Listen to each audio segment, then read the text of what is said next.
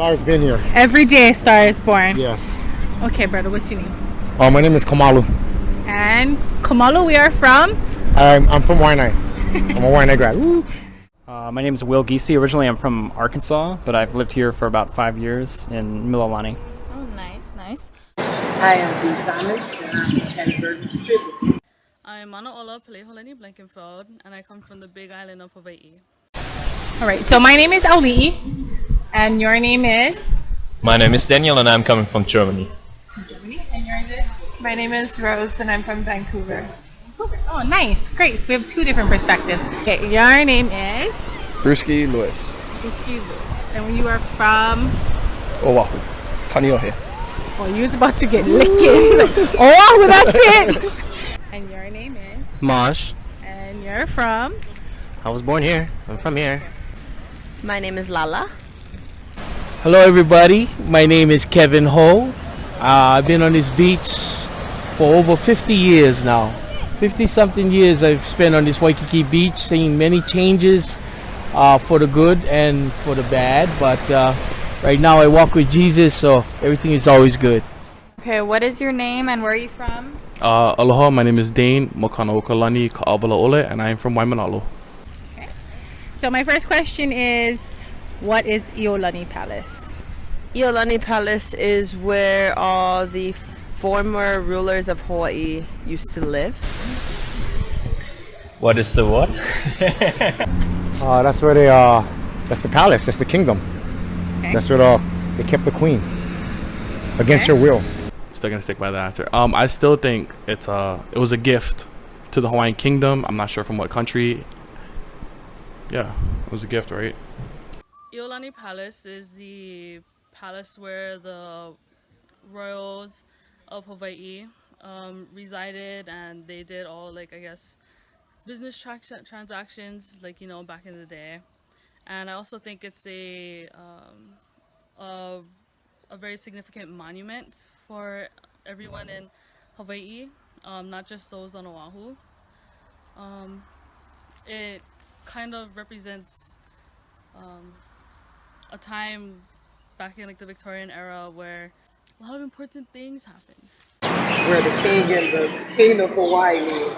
That's all I know. Was that the last palace that they had before they took the queen out of power? What is the Iolani Palace? I don't know.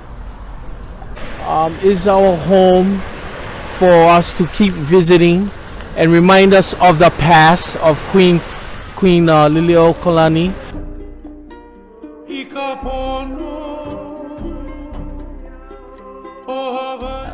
Iolani Palace,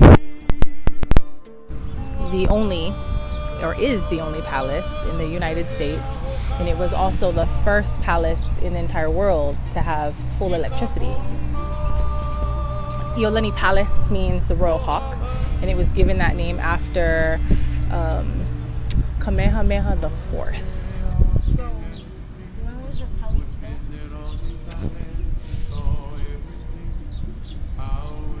1878 or 1879 it was built.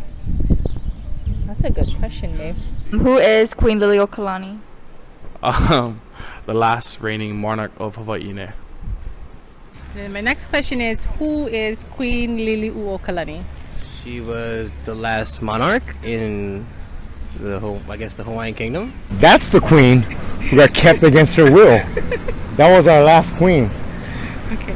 Who is Liliuokalani? I don't know. Of course, Queen Liliuokalani was our last reigning monarch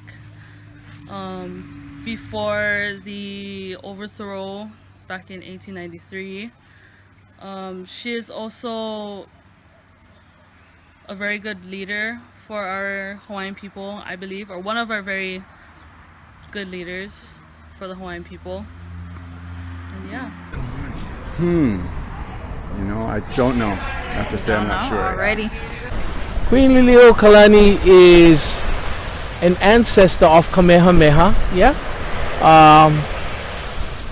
She came after Kuhio and Kalakaua, yeah? The third or fourth or fifth king, and then she came after. The thing about her is that everything about her was about her blood and her people, yeah? She had a heart of gold. So we are going to talk about Queen Liliuokalani. So Queen Liliuokalani was our last reigning queen. She was our queen from 1891 to 1893. It was very, very short. And during her time of royal residency, she was in captive in her own palace, in her own home, which was Iolani Palace, for 8 months. She was born Lydia Liliu Kamaeha, and she was passed down to become heir to the throne by her brother, King David Kalakaua. And at that time, to make her name a little bit more regal, she went from Lydia Liliu to Lydia Liliuokalani, which means of the heavens. Okalani means the heavens. And it's because he had no children to pass down heir to, which is why she became heir. She was married to John Dominus. She didn't have any formal children of her own by birth, but she had a lot of, a number of adoptive children. Next in line after her was Princess Kaiulani, and during the time of the overthrow, she was in England learning. When was the queen born? 1838. And she passed away in November 11th, 1917. November 11th. Is there still royal blood still alive? Yes. Yes, Princess Kawana Nakua. She's in her 90s. And does she live here? Yeah, she lives here. Okay. When did Hawaii become a state and why? I don't know when they became a state, but I believe they became a state because Americans came over here and did what they do best and conquer and take over and basically make them want to live the way they want them to live in order to, I guess, combine them with the rest of America. I believe it was because U.S. business interest in Hawaii with sugarcane was starting to lose their investment in Hawaii, so they had to overthrow. Still wrong though. Okay. Why did Hawaii become a state, and when did it become a state?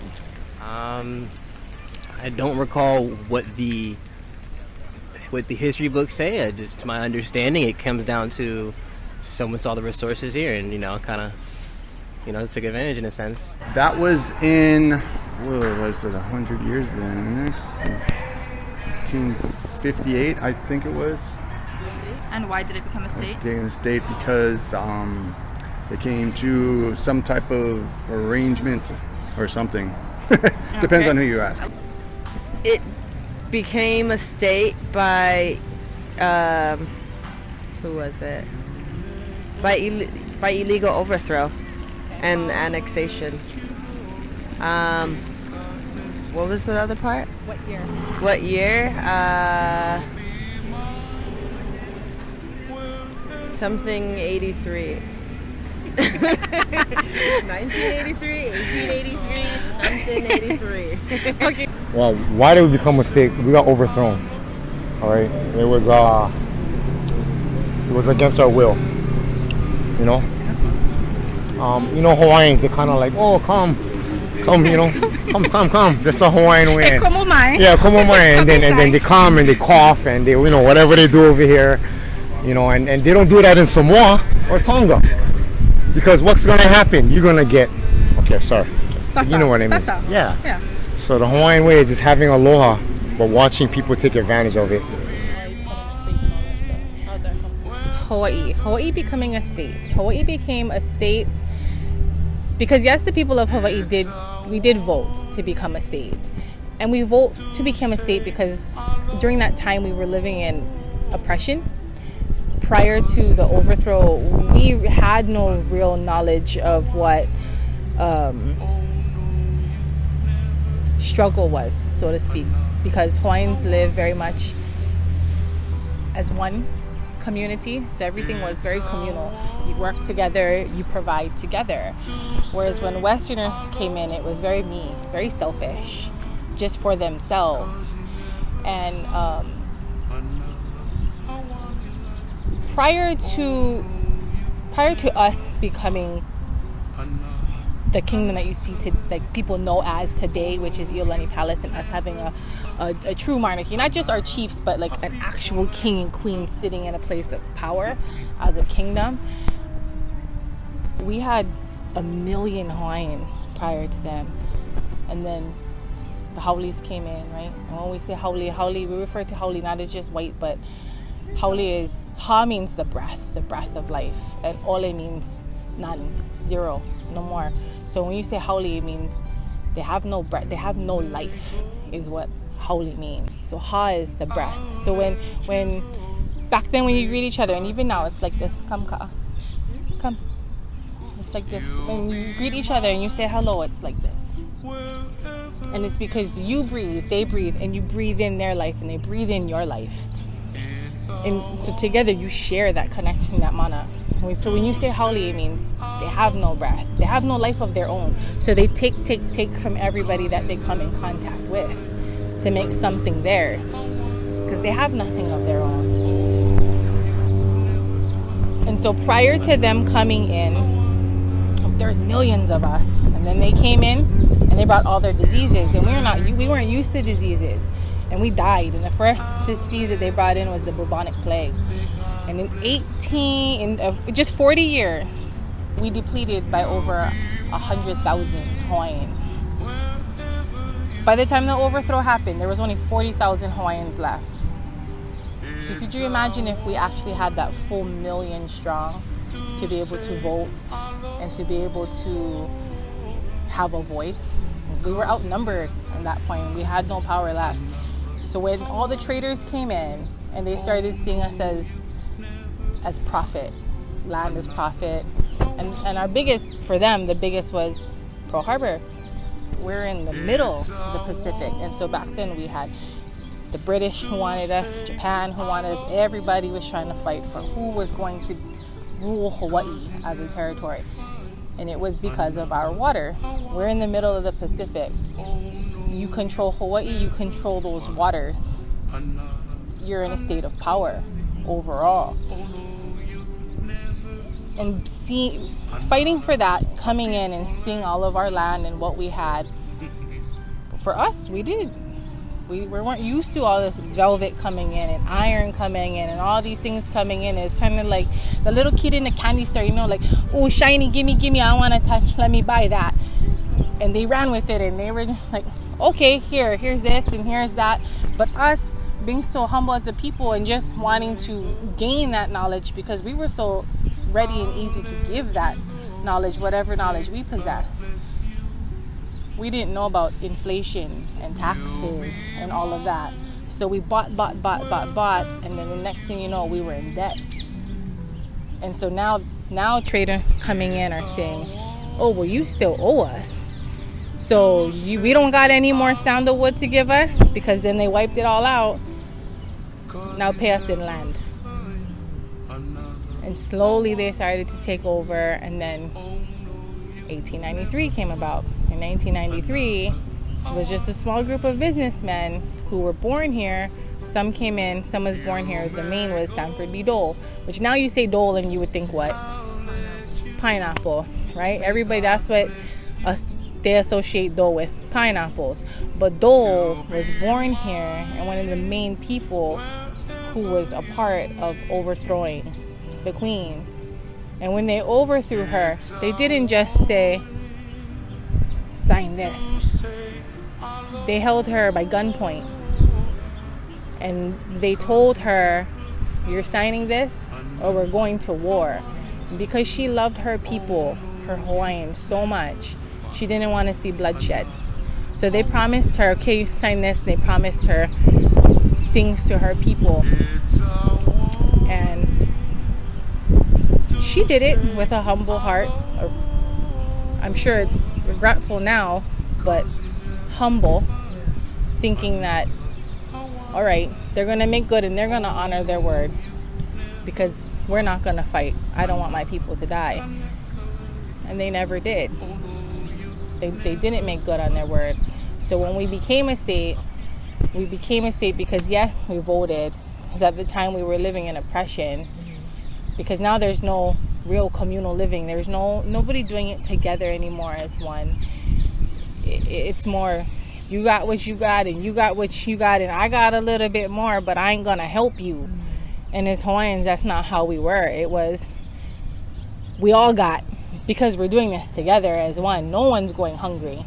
We're all gonna do it together. So living in a state of oppression and just being a territory of the U.S., we decided, okay, we're gonna go ahead and vote, and we became a state. But we didn't become a state until 1959, and we were overthrown in 1893. So you're talking almost 60 years later, we decided. So we held out and we lived in oppression for 60 years before we decided, all right, let's become a state. So last question. What does the year 1893 mean to you? That was the overthrow. That was the overthrow of the kingdom. So Hawaii officially became a state in 1993? Mary, 59. I was like, wait, what? One was the overthrow, and it was just kind of like it was a very painful moment for Native Hawaiians, but I also think in today's world it's very necessary to look at it as this is the world we live in as for Hawaiians. And to go forward, I think that day, although it was wrong and it caused a lot of pain for us, that it lit this fire underneath Native Hawaiians to do better, to be more involved. And so that when we reestablish the kingdom now, that Hawaiians are better educated, that they're more motivated, and they understand the world that we live in. And I think once we reestablish the kingdom the second time and come together as Hawaiians, that it'll stay. I can't remember. Doesn't ring any bells for me. 1893 means the ending of our monarchy, yeah? The ending of our royalty, the ending of our ownership of what we had, the land, the water, everything is owned by the state or the DLNR or different organizations, yeah? Everybody wants a piece of this little rock that we have. It's like a giant diamond, yeah? Right. And everybody just picking off a little piece. Just taking a little piece off of, taking a little piece of it. But it's okay. It's okay. We're survivors, yeah? The Hawaiian culture will always survive. Up to us now, yeah? Amen. It's for the next generation, yeah? So everybody, my opinion on this note is we have to make education and everything for the future, yeah? For our future children, our future kids. It's all about them next, yeah? That was a very sad time. That's when it was overthrown. Our queen was held at gunpoint, and she didn't want any bloodshed, so she said, sure, held captive. Sad moment. Sad times. Thank you. What does the year 1893 mean to you? 1893. There's some great coins made in 1893, but Very true. yeah, it was a much simpler time. I don't know much about the history of anything of the Highland for that far back, but I should. So I guess this question would be more for you, this last question, especially because you went to Iolani Palace yesterday. After having gone to Iolani Palace, what does the year 1893 mean to you now? And what would it have meant to you prior to going to Iolani Palace? Yeah. Prior to, it didn't have any significance, especially like as a Canadian, I didn't know the history. And then after, it felt really sad. And it felt really sad seeing that it's still part of the States and that it's not really like talked about, that they made an official apology in 1993 and said that what they did was illegal. but then they still are keeping it the way it is. So that makes me like confused also being here on this land. And in Canada we have the same problem with the Aboriginal people there. So, but it seems like it's very visible here. Yeah. What does the year 1893 mean to you? That's when the U.S. took the ports. Am I right? For me, 1893 is a paradigm shift, an ending of an era, as well as the beginning of a new one. It was the year, as I probably mentioned before, that Hawaii was overthrown, which is a very controversial topic though, because while some people say yes, we were overthrown during that time and then later on we were annexed, some people like to say we were illegally overthrown. So I guess like whatever was happening in the background with the corruption and everything, it wasn't necessarily done properly in the right or the pono way.